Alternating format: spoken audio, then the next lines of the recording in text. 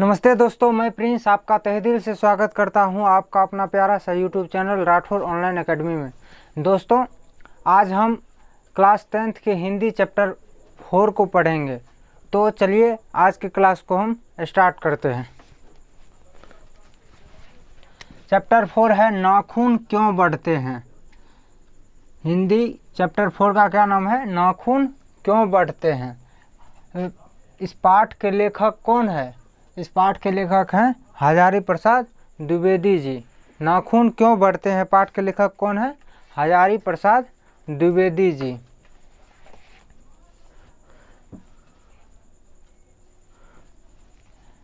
नाखून क्यों बढ़ते हैं पाठ के लेखक कौन है? हजारी प्रसाद द्विवेदी जी, जो कि एक ललित निबंध है।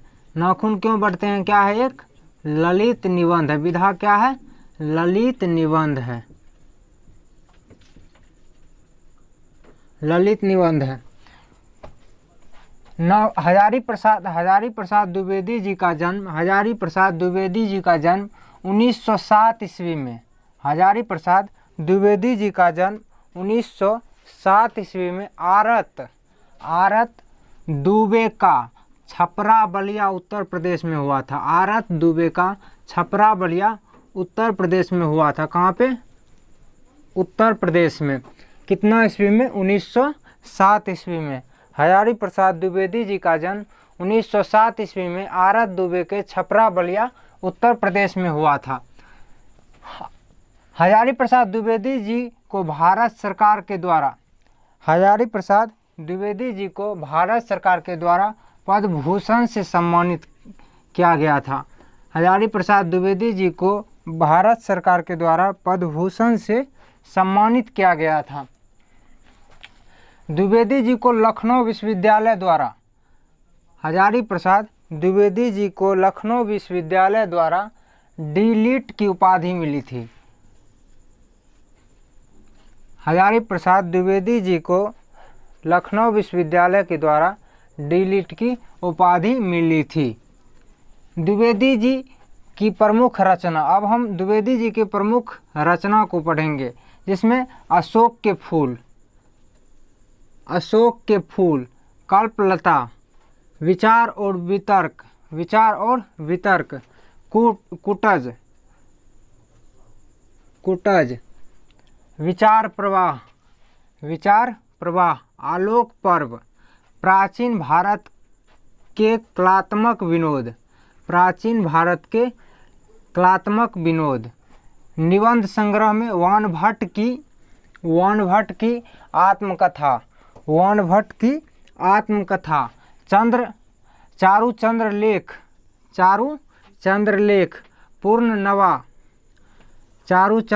के बाद पूर्णनवा, अनामदास, ये निबंध संग्रह है। अनामदास का पोथा। अब उपन्यास में सुर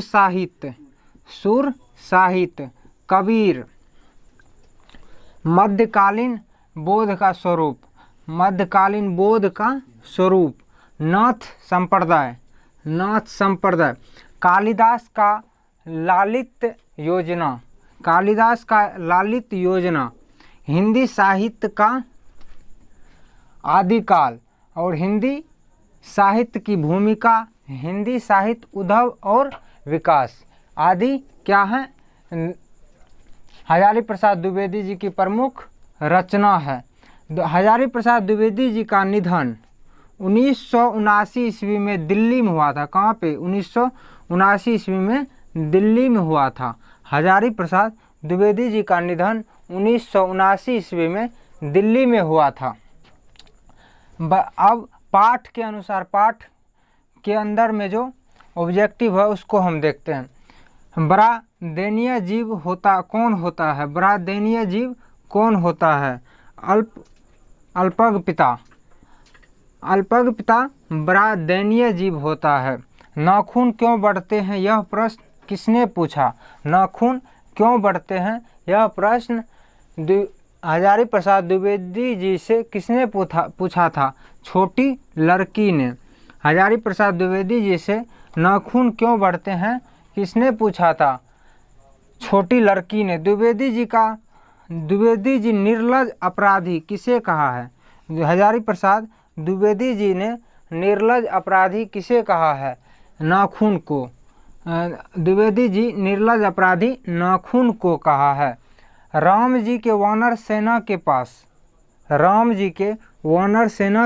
किस प्रकार के अस्त्र थे? राम जी के वानर सेना के पास किस प्रकार के अस्त्र थे? पत्थर के ढेले और वृक्ष की डाल। पत्थर के ढेले और वृक्ष की डाल। अगला है, नखधर मनुष्य किस पर भरोसा करके आगे की ओर चल पड़ा है? नखधर यानी नाखून रखने वाला मनुष्य किस पर भरोसा करके आगे की ओर चल पड़ा है? एटम बम पर। नखधर मनुष्य किस पर भरोसा करके आगे की ओर चल पड़ा है? एटम बम पर। कमबख्त नाखून रोज बढ़ जाता है। कमबख्त नाखून रोज बढ़ जाता है। कमबख्त नाखून रोज बढ़ जाता है क्योंकि वे अंधे हैं। कमबख्त नाखून रोज बढ़ जाता है क्योंकि वे अंधे हैं।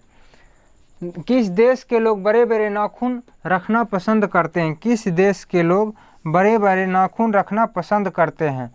गोरे देश के लोग। वो किस देश के लोग? गोरे देश के लोग। गोरे देश के लोग बड़े बड़े नाखून रखना पसंद करते हैं। आर्यों के पास क्या थी? विद्या और अस्त्र। आर्य के पास क्या था?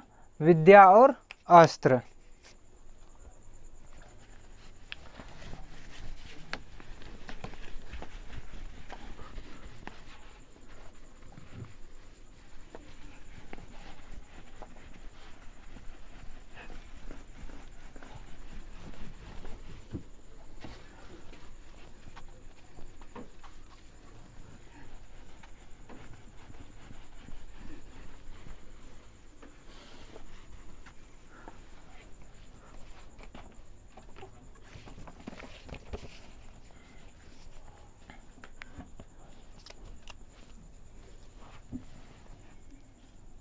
आगे है,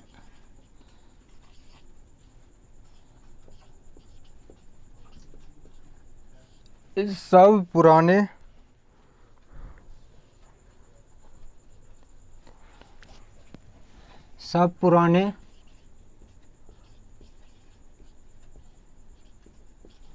अच्छे नहीं होते।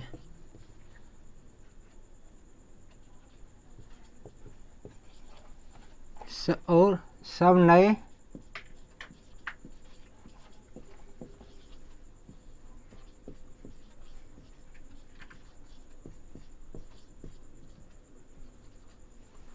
सब पुराने अच्छे नहीं होते और सब नए खराब नहीं होते।